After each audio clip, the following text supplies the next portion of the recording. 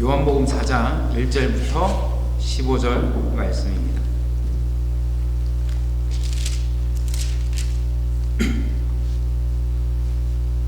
한 절씩 교독하시고 마지막 15절은 합독하겠습니다. 제가 먼저 읽겠습니다. 예수께서 제자를 삼고 세례를 베푸시는 것이 요한보다 많다 하는 말을 바리새인들이 들은 줄을 주께서 아신지라. 이 세례를 베푸신 것이 아니요 제자들이 베푼 것이라. 유대를 떠나사 다시 갈릴리로 가실새 사마리아를 통과하여야 하겠는지라. 사마리아에 있는 수가라 하는 동네에 이르니 야곱이 그 아들 요셉에게 준 땅이 가깝고 거기도 야곱의 우물이 있더라. 예수께서 길을 가시다가 피곤하여 우물 곁에 그대로 앉으시니 때가 6시쯤 되었더라. 사마리아 여자 한 사람이 물을 기르러 왔음에 예수께서 물을 좀 달라 하시니 이는 제자들이 먹을 것을 사러 그 동네에 들어갔습니다. 사마리아 여자가 이르되 당신은 유대인으로서 어찌하여 사마리아 여자인 나에게 물을 달라 하나이까 하니 이는 유대인이 사마리아인과 상종하지 아니함이로라. 예수께서 대답하여 이르시되 네가 만일 하나님의 선물과 또 너희에게 물을 달라 하니가 누구인 줄 알았더라면 내가 그에게 구하였을 것이고 그가 생수를 내게 주었으리라. 여자가 이르되 주여 물기를 그릇도 없고 이 우물은 깊은데 어디서 당신이 그 생수를 얻겠사옵나이까. 우리 조상 야곱이 이 우물을 우리에게 주셨고 또 여기서 자기와 자기 아들들과 짐승이 다 마셨는데 당신이 야곱보다 더 크니까.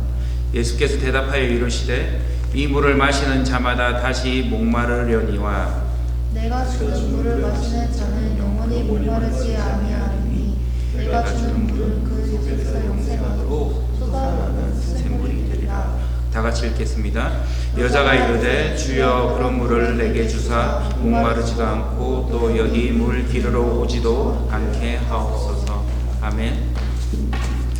지난 2주간은 예배 본질에 대한 설교를 하였습니다.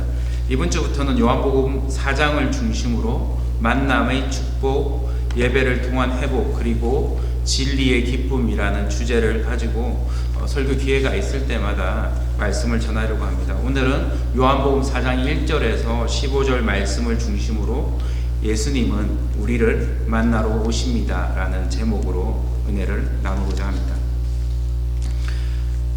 인생은 수많은 만남으로 이루어집니다. 태어나면서 부모님과 만나고 그리고 학교를 들어가면서 친구들과 스승을 만나게 됩니다.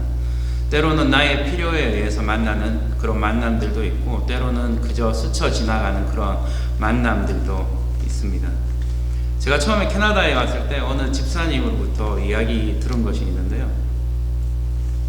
제가 영어를 하는 것이 아마 공항에서 영어를 한 것이 캐나다에서 사는 동안 가장 영어를 잘 하는 것일 거다라는 말씀과 함께 그 공항에 누가 픽업을 나오냐에 따라서 그 이민 오는 분들의 직업이 달라진다라는 그런 이야기를 들었습니다. 그래서 만약에 픽업을 나오시는 분이 슈퍼마켓을 하시는 분이면 그 마켓에서 일을 하게 되는 경우가 많고요.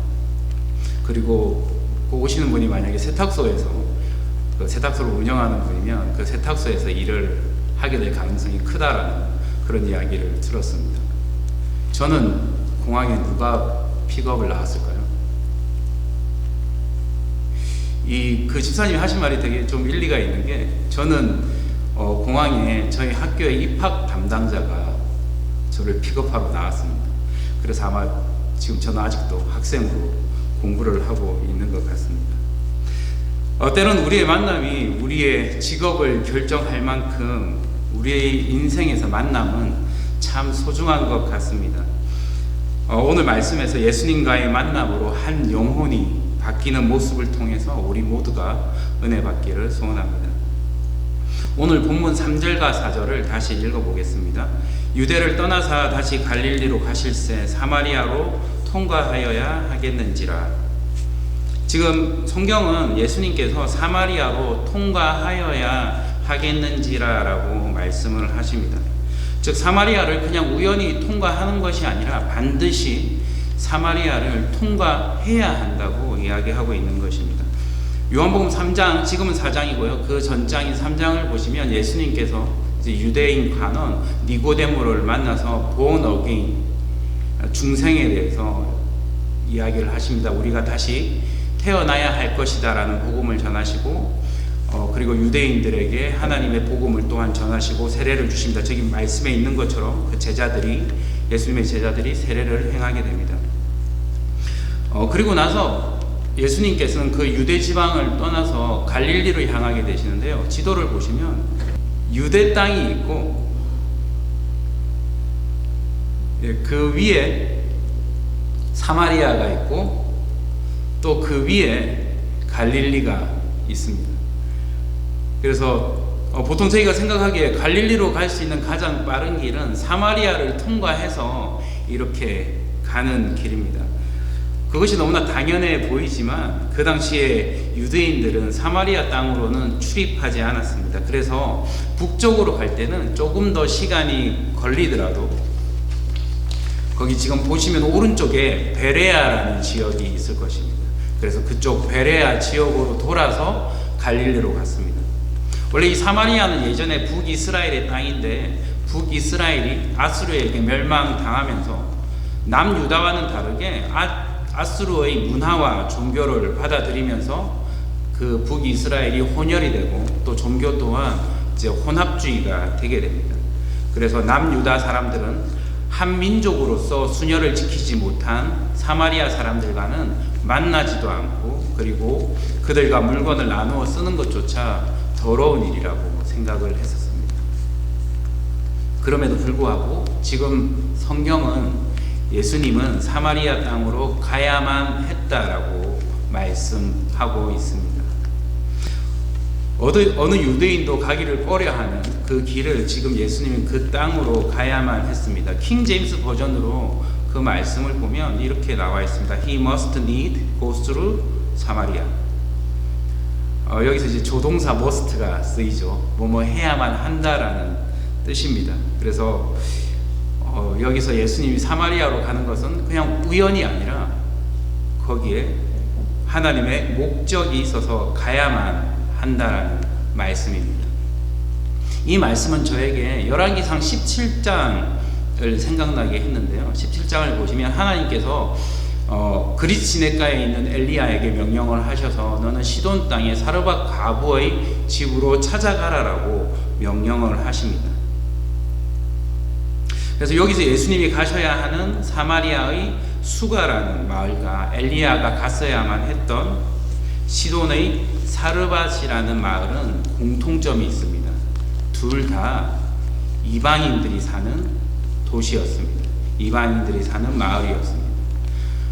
그냥 이방인들이 아니고요. 그 시돈 땅 사르밧이라는 곳은 그 당시에 희대의 악녀 이세벨이 태어났던 곳입니다. 그래서 다른 지역들, 북이스라엘의 다른 지역들보다 더욱 우상 숭배가 심했던 것이고요. 그리고 지금 또 예수님이 가셔야 하는 사마리아 역시 말씀드린 대로 혼혈과 종교의 혼합주의가 물들어 있는 그런 도시였습니다. 하지만 열왕기상 17장을 보시면 하나님께서는 그 사르밧에 사는 과부를 살리기 위해서 엘리야를 보내셨고, 지금 예수님 또한 유대인들이 가기 꺼려하는 사마리아 수가로 가십니다. 그냥 우연히 가시는 것이 아니고요, 의지를 가지고 갔습니다. 왜 예수님은 반드시 사마리아 수가로 가셔야만 했을까요? 오늘 우리가 읽은 내용처럼 한 여인을 만나러 가십니다. 그곳이 어디든 잃어버린 한 영혼을 만나시기 위해서 가시는 예수님의 모습을 상상하면서 저는 예전에 예수님이 어린 양 하나를 안고 있던 그림이 생각이 났습니다. 한 영혼을 찾기 위해서 애타게 찾으시는 그 예수님의 마음을 우리 성도님들과 저도 함께 가지고 담기를 소원합니다. 하나님, 지금 이 순간도 우리를 만나기 위해서 의지를 가지고 우리에게 오십니다. 그리고 우리의 마음의 문을 두드리십니다. 우리가 있는 장소와 상황은 아무런 문제가 되지 않습니다. 우리가 지금 이 자리에서 말씀을 듣고 있지만 이 말씀을 듣는 것조차 하나님의 의지가 아니고서는 일어날 수가 없는 신비한 일입니다. 오늘 말씀을 통해서 이 시간 어느 누구에게도 내어놓지 못했던 성도님들의 상한 마음을 향해서 그 마음을 만지기 위해서 발걸음을 옮기시는 예수님을 만나시기를 주님의 이름으로 소원합니다. 계속해서 6절과 7절입니다. 거기 또 야곱의 우물이 있더라. 예수께서 길 가시다가 피곤하여 우물 곁에 그대로 앉으시니 때가 6시쯤 되었더라. 사마리아 여자 한 사람이 물을 기르러 왔음에 예수께서 물을 달라 하시니. 요한은 6절과 7절을 통해서 예수님의 인간적인 모습과 그리고 그 사건의 장소와 시간에 대해서 묘사를 하고 있습니다. 예수님이 피곤하셨다라고 이야기를 하고 있습니다. 저는 복음서를 읽으면서 이렇게 예수님의 신성이 드러나는 부분보다는 인간적인 모습이 드러나는 부분들을 볼 때 저도 모르게 마음이 되게 기뻤던 것 같습니다. 예수님이 시장하시다고 하실 때, 그리고 피곤하다고 하실 때, 그리고 예수님이 눈물을 흘리실 때, 신이시지만 인간의 모습으로 오셔서 인간을 경험하신 예수님이 우리를 다 아시겠구나라는 생각이 들었던 것 같습니다. 내가 얼마나 기쁜지, 그리고 내가 얼마나 슬픈지, 얼마나 고민되는지. 그래서 기도할 때도 우리의 기도 제목 하나하나를 주님께 이렇게 올려드리는 것도 너무나 좋지만 때로는 예수님 다 아시겠지, 그리고 기도할 때 예수님 다 아시죠? 그렇게 기도하면서 눈물 한 방울, 두 방울을 흘릴 때 저희 마음이 온전히 주님께 연락되었다라는 그런 마음이 들 때가 있습니다. 우리가 이렇게 기도할 수 있게 신이신 예수님이 인간이 되신 그 은혜, 우리가 감사해야 할 것입니다. 그리고 요한은 6절에서 6이라는 시간을 표현합니다. 요한복음에는 이렇게 요한 자신이 예수님의 행적을 직접 보고 그 자리에 있었다라는 것을 알 수 있는, 다른 복음서에서는 찾을 수 없는 디테일한 이야기들을 합니다. 예를 들자면 요한복음 2장을 보시면 그 혼인잔치가 그때 벌어지게 됩니다. 그래서 가나 혼인잔치에서 예수님이 그 물을 포도주로 바꾸실 때 요한은 그 물 항아리가 6개였다라는 표현을 합니다. 그리고 그 요한복음에 걸쳐서 여러 번에 걸쳐서 그런 디테일한 모습들에 대해서 묘사를 하는데, 또 하나 또 되게 특징적인 것은 그 21장을 보시면 베드로가 그 21장에서 물고기를 잡습니다. 그런데 그 물고기 수가 153마리였다라고 이야기를 합니다. 그리고 여기서는 예수님이 사마리아 수가의 우물가에서 여인을 만난 시간이 또 6이었다라고 묘사하고 있습니다. 요한복음은 그 복음서들 중에서 가장 늦게 적혀진 복음서인데요. 이 시대에는 이미 로마가 근동 지역과 지중해 연안을 제패하고 있는 제국이었기 때문에 요한복음이 적혀질 당시에는 모든 시간은 로마 시간으로 적혀졌습니다. 하지만 많은 신학자들이 다른 요한복음의 시간은 모두 로마 시간으로 적혔겠지만 이 시점에서 이 이야기의 6이라고 하는 시점은 로마 시간이 아닌 유대 시간이었을 것이라고 예상을 합니다. 유대 시간으로는 6이라는 표현이 낮 12시입니다. 그렇게 예상할 수 있었던 이유는 학자들은 이렇게 예상을 합니다. 예수님께서 더위에 지쳐서 우물가에서 쉬셨을 것이고, 보통 저녁 시간에는 여러 명의 여인들이 우물가로 와서 물을 기러 가는데 지금은 한 명의 여인만이 왔었고, 그리고 제자들이 숙소를 찾으러 도시로 들어간 것이 아니라, 그 마을로 들어간 것이 아니라 음식을 찾으러 그 마을에 들어갔다는 점, 그리고 그 사마리아 여인이 비교적 긴 시간을 예수님과 대화를 한 이후에 마을에 들어가서 메시아가 오셨다라고 그렇게 복음을 전하고 그 사람들을 다시 데려올 수 있는 그만한 시간이 있었다는 점을 들어서 많은 학자들은 지금 이 시간은 저녁 6시라기보다는 낮 12시일 거다라고 이야기를 합니다. 제가 생각하기에도 그렇게 생각하는 것이 합리적이라는 그런 생각이 듭니다. 그리고 그 시간이 낮 12시라면 우리는 아무도 물을 기르러 오지 않은 한낮에 혼자 물을 기르러 온 이 사마리아 여자가 평범한 여자는 아닐 것이라는 생각을 하게 됩니다.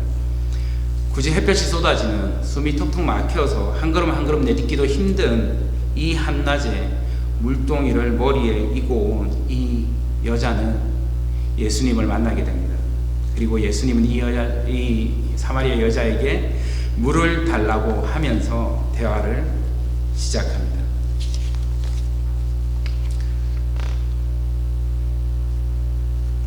9절입니다.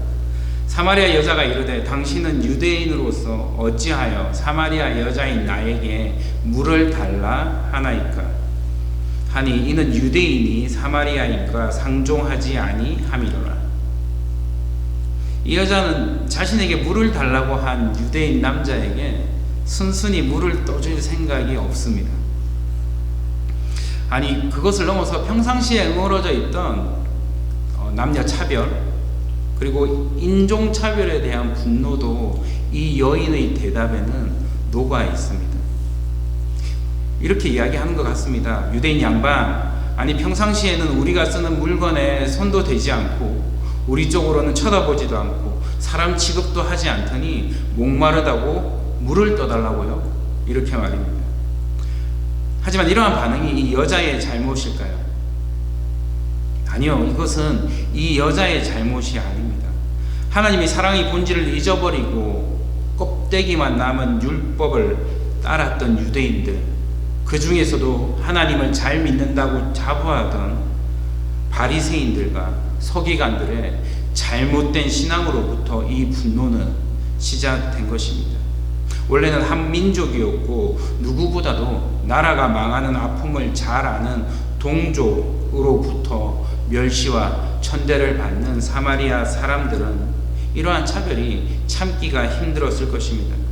분명 하나님께서는 사랑을 보여주셨는데 유대인에게는 동족을 정죄하는 율법만 남아 있는 것입니다. 자, 전에 유진 피러슨 목사님의 메시지 성경에서 바리새인과 서기관을 이 시대의 거짓 목사들과 신학자라고 표현되어 있다라는 그런 말씀을 드린 적이 있습니다. 저희도 세상으로부터 냉소와 비판을 받을 때가 있지 않습니까? 그것이 세상의 잘못입니까? 아닙니다. 저는 그것이 세상의 잘못이라고 생각하지 않습니다. 저와 같은 사역자들의 잘못이라고 생각합니다. 저희가 제대로 가르치지 못하고 그리고 저희가 제대로 실천하지 못해서입니다. 교회 다니는 사람이 집사라는 사람이 어떻게 장로라는 사람이 목사라는 사람이 이런 말들을 많이 듣습니다. 그리고 때로는 믿는 사람들이 더하다는 그런 말들도 저희가 듣습니다. 그런 비판을 받을 때 우리가 예수님의 복음이 아니라 잘못된 신앙으로 세상을 살아갈 때 우리가 세상의 빛과 소금의 역할을 해야 되는데 우리가 빛을 잃어버리고 소금의 맛을 잃어버릴 때 우리가 우리의 그 정체성을 잃어버릴 때 세상 사람들은 저희에게 거룩한 척 하더니 이렇게 냉소를 보냅니다. 우리는 거룩한 척이 아니라 정말 거룩해지기 위해서 예수님을 만나야 하고 예배를 회복해야만 하는 것입니다. 그리고 저는 지금 예수님을 만나고 있는 이 사마리아 여인은 우리에게 냉소를 보내고 있는 세상 사람들일 수도 있지만 또한 우리 자신을 대표하고 있다고 생각을 합니다. 우리가 인생에서 가질 수 있는 억울한 마음을 이 여인은 가지고 있습니다.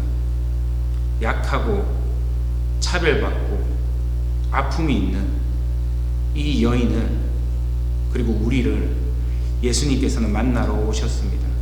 사마리아를 통과하여야 하겠는지라 바로 이 삶의 고통에 있는 여자를 만나는 것이 예수님이 사마리아로 가시는 목적이었습니다. 예수님은 그때 그 장소의 사마리아 여인에게 뿐만 아니라 오늘 여기서 말씀을 듣고 있는 성도님을 위해서 이 예배로 오십니다. 삶의 현장에서 때로는 건강의 문제로, 부부 문제로, 자녀 문제로, 사업 문제로, 그리고 때로는 비자 문제, 언어 문제, 인종 문제, 그리고 코비드-19으로 차별받고 불안해하고 고통받는 성도님들을 위해서 그 상한 마음을 만져주시고 해결해 주시기 위해서 예수님께서는 이 자리에 오셔서 만나시기를 원하고 대화하시기를 원합니다. 오늘 이 예배 가운데, 말씀 가운데 하나님과의 인격적인 만남이 있기를 소원합니다. 그리고 예수님은 사마리아 여자에게 10절에서 이렇게 말씀하십니다. 예수께서 대답하여 이르시되 내가 만일 하나님의 선물과 또 내게 물 좀 달라 하는 이가 누구인지 알았더라면 내가 그에게 구하였을 것이요 그가 생수를 내게 주었으리라. 그러자 그 여자는 11절 12절에서 이렇게 대답합니다. 여자가 이르되 주여 물기를 그릇도 없고 이 우물은 깊은데 어디서 당신이 그 생수를 얻겠삼나이까. 우리 조상 야곱이 이 우물을 우리에게 주셨고 또 여기서 자기와 자기 아들들과 짐승이 다 마셨는데 당신이 야곱보다 크니까.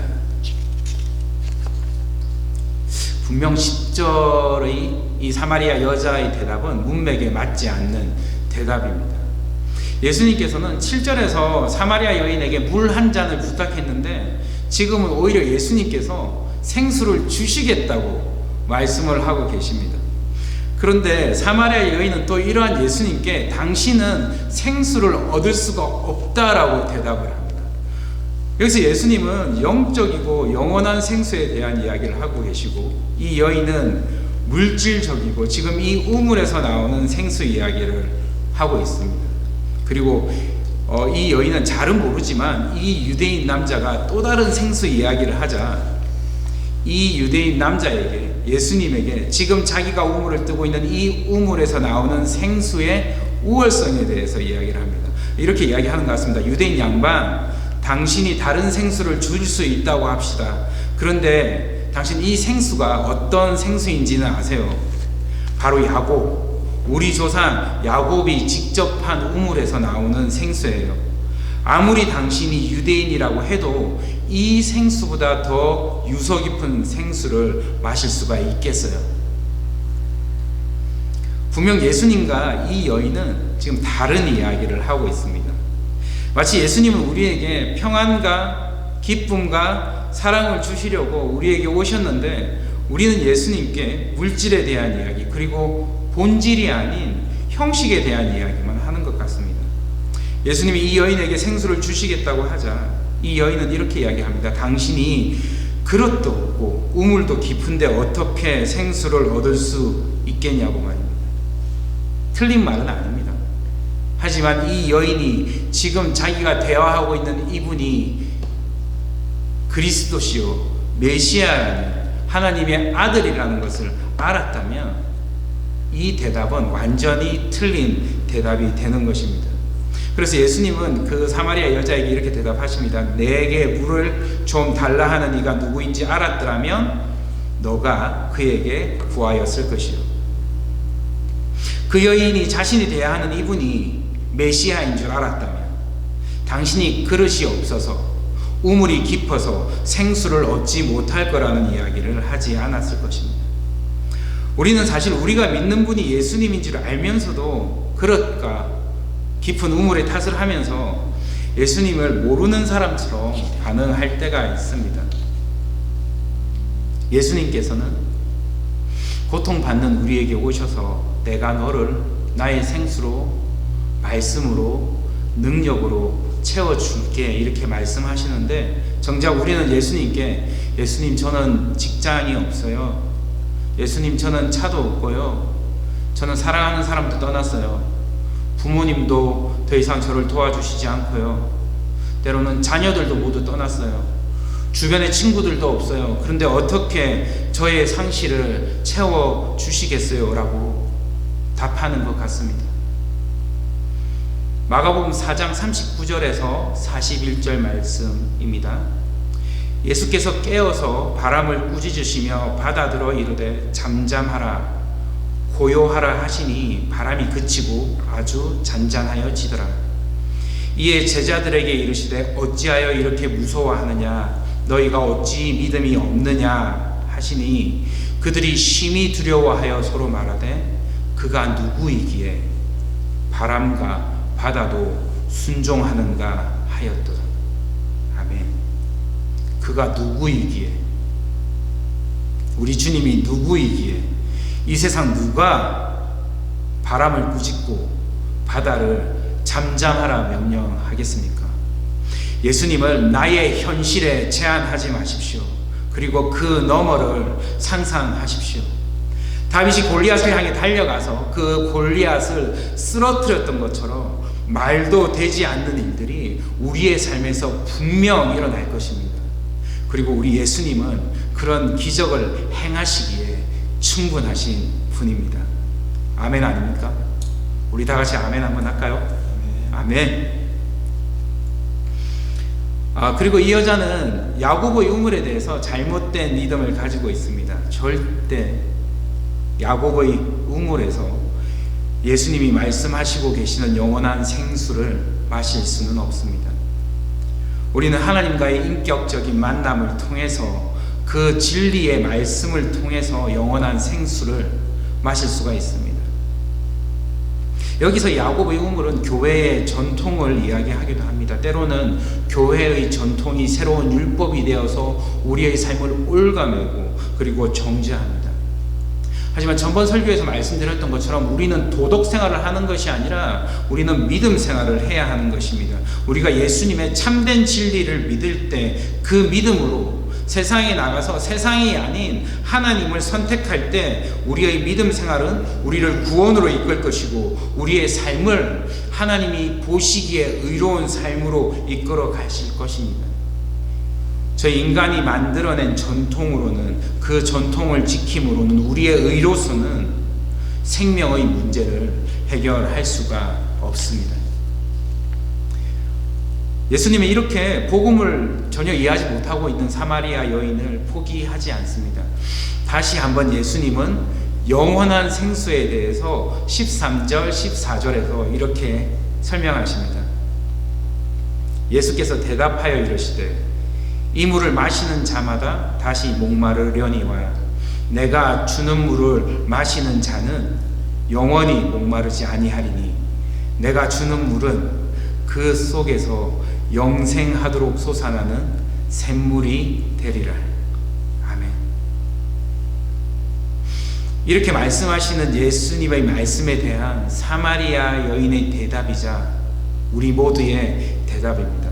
15절을 다시 한번 합독했으면 좋겠습니다. 15절입니다. 다 같이 읽겠습니다. 시작.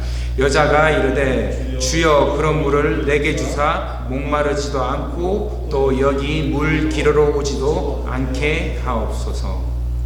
아멘.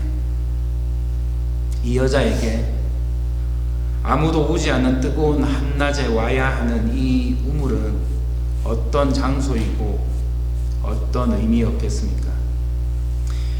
자기를 둘러싼 사회의 냉소를 확인하는 장소이고 자기의 처지를 확인하는 장소, 자신의 아픔을 확인하는 장소, 인생의 괴로움을 확인하는 장소였을 것입니다. 그리고 할 수만 있다면 오고 싶지 않은 장소였을 것입니다.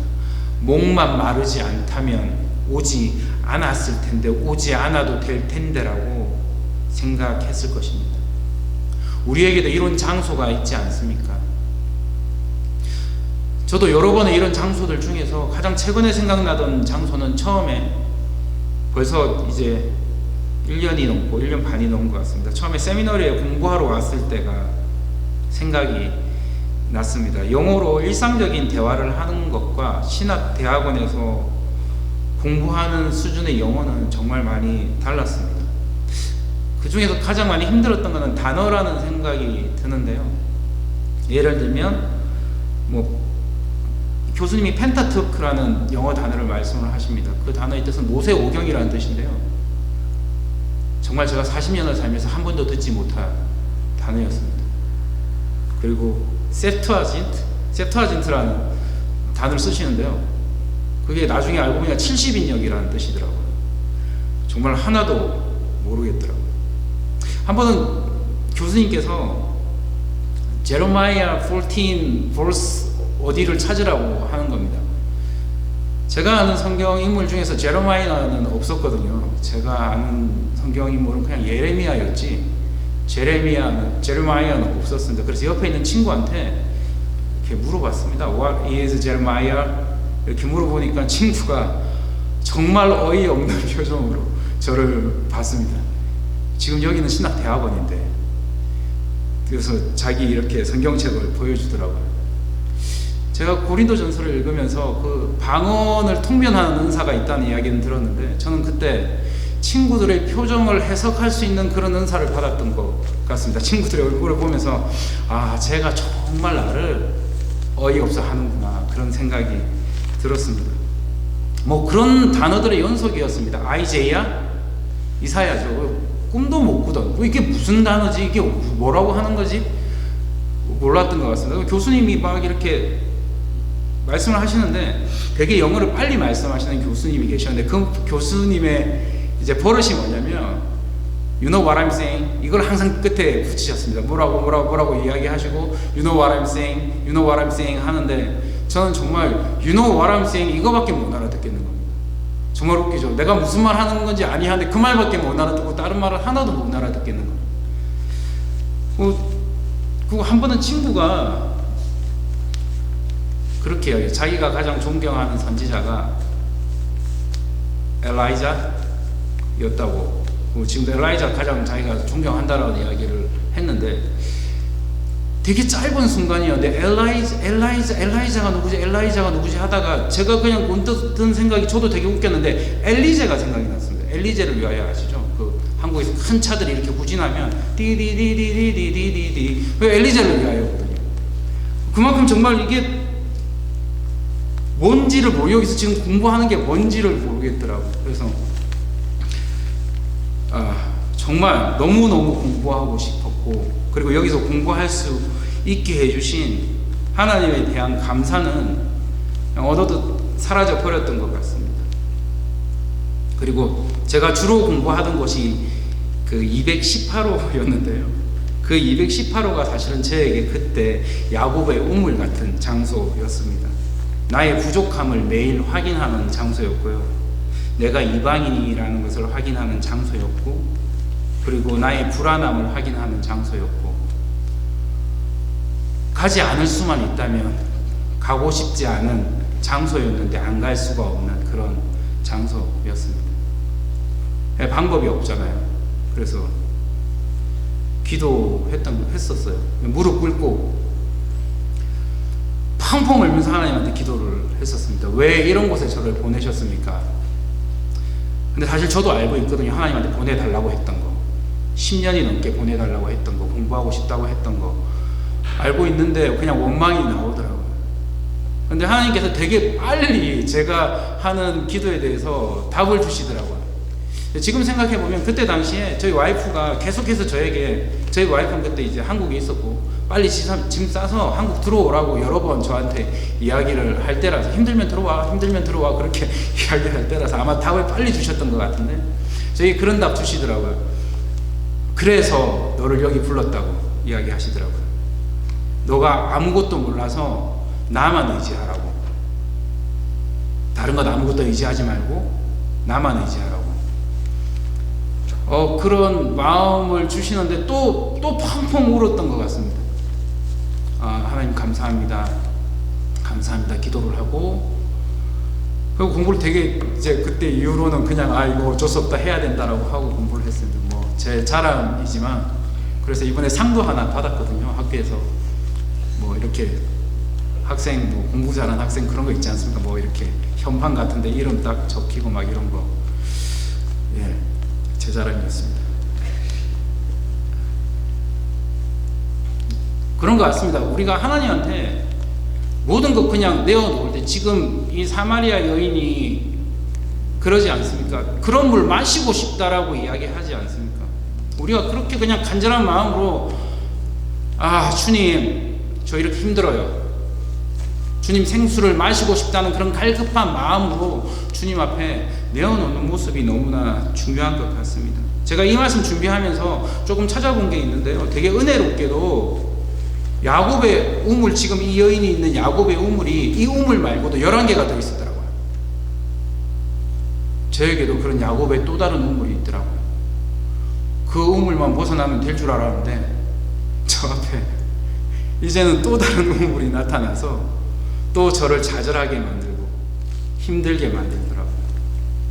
그런데 이제는 제가 방법을 알잖아요. 무릎 꿇고 기도하고 하나님 앞에 내어놓으면 된다는 거. 우리 성도님도 이 말씀 들으면서 그냥 그런 용기 가졌으면 좋겠어요. 여러분들에게도 그런 장소가 있을 것 같습니다. 때로는 나의 가정이 지금 이 사마리아 여인에게 야곱의 우물이었던 것처럼 그렇게 힘든 장소일 수도 있고, 나의 남편이, 나의 아내가, 나의 자녀가, 혹은 나의 일터가, 저처럼 나의 학교가, 또 어느 분에게는 교회조차도 그런 장소가 아닌가라는 생각을 해봅니다. 예수님이 사마리아 여인에게, 저에게, 그리고 여러분들에게 생수의 복음을 전파하고 있습니다. 이 생수의 복음은요, 그냥 한순간에 나오고 한순간에 끝나는 것이 아니라 세상 것과는 정말 다른 것입니다. 영원토록 솟아나는 샘물이라고 주님께서 지금 약속하시고 계십니다. 그 여인이 이 영혼의 갈급함을 내어놓았던 것처럼 우리도 이 시간에 우리의 상한 심령을 예수님 앞에 한번 내어보면 정말 그러기를 정말 소망합니다. 주님, 나에게 그런 물을 주시옵소서. 주님, 우리 자녀를 좀 도와주시옵소서. 주님, 나의 건강을, 우리 아내의 건강, 우리 가족의 건강, 우리 부모님의 건강을 회복시켜 주시옵소서. 주님, 사업이 힘듭니다. 정말 힘듭니다. 도와주시옵소서. 주님, 제가 일하는데 문제가 있습니다. 주님, 저에게 지혜를 주셔서 공부를 하게 해주세요. 주님, 이 나라에 정착하고 싶습니다. 세세한 것 하나하나 주님 앞에 우리의 아픈 심정을 내어놓을 때 우리 주님은 그냥 넘어가시지 않습니다. 시편 51편 17절 말씀입니다. 제가 봉독해 드리겠습니다. 하나님께서 구하시는 제사는 상한 심령이라. 하나님이여, 상하고 통회하는 마음을 주께서 멸시하지 아니하시리이다. 아멘입니다. 주님께서는요, 지금 이 시간에 우리의 상한 심령을 원하십니다. 내어놓기를 원하시고, 듣기 원하시고, 그렇게 대화하시기를 원하십니다. 이런 이야기를 하면 청년들이 저한테 옛날 사람이라고 놀릴 수도 있을 것 같은데요. 예전에 말하기도 부끄럽지만 다모라는 드라마가 있었습니다. 그 다모라는 드라마에서 이제 남자 주인공이 여자 주인공에게 하는 이야기가 있습니다. 아프냐? 나도 아프다. 오늘 예수님이 이곳에 오셔서 여러분들에게 이렇게 물어보십니다. 목이 마르냐? 갈급하냐? 그리고 이렇게 물어보시기 위해서 예수님은 사마리아까지 가셨습니다. 그리고 이렇게 물어보시기 위해서, 우리를 만나기 위해서 우리의 고통의 골짜기까지 내려오셨습니다. 그리고 우리에게 예수님은 약속해 주십니다. 영원히 목마르지 않은 나의 생수를 마셔라. 우리의 고통들이 때로는 눈에 보이고 물질적인 것에서 오는 것처럼 보이지만 그 본질은 영적인 것에 있습니다. 이러한 걸 나타내는 제가 좋아하는 찬양이 있는데요, 다 아시는 찬양일 것입니다. 찬송가인데요, 제가 한번 찬양 드리겠습니다. 높은 산이 거친 들이 조막이나 궁궐이나 내 주 예수 모신 곳이 그 어디나 하늘나라 할렐루야 찬양하세 내 모든 죄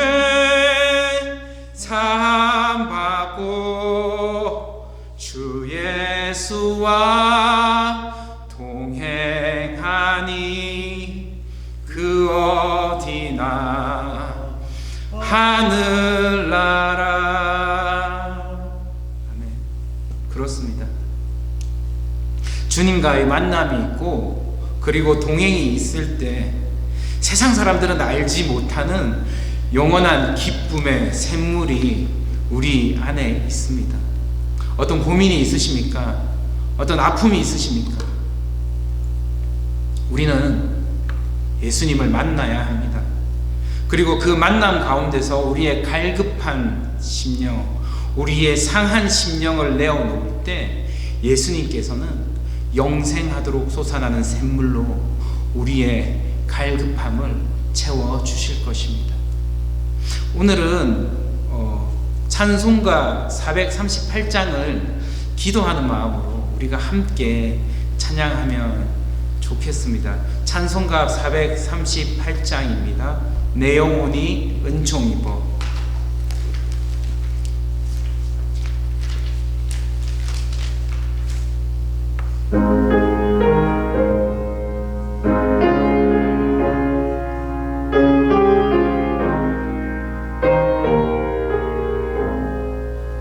내 영혼이 은총 입어 중한 죄짐 벗고 보니 슬픔 많은 이 세상도 천국으로 화하도다.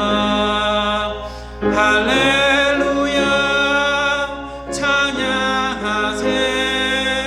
내 모든 죄 사함하고 주 예수와 동행하니 그 어디나 하늘나라. 주의 얼굴 뵙기 전에 멀리 뵈도 하늘나라.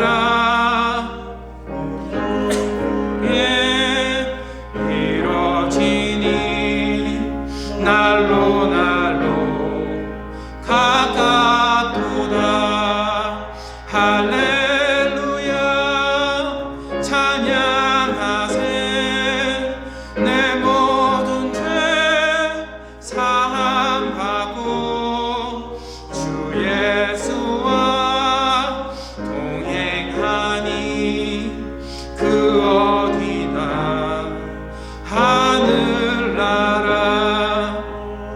높은 산이 거친 들이 조망이나 궁궐이나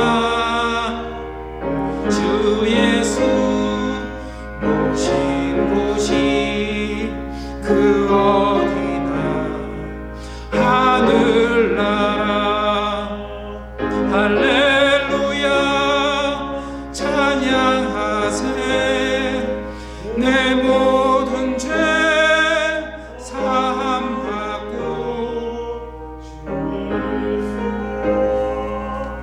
동행하니 그 어디나.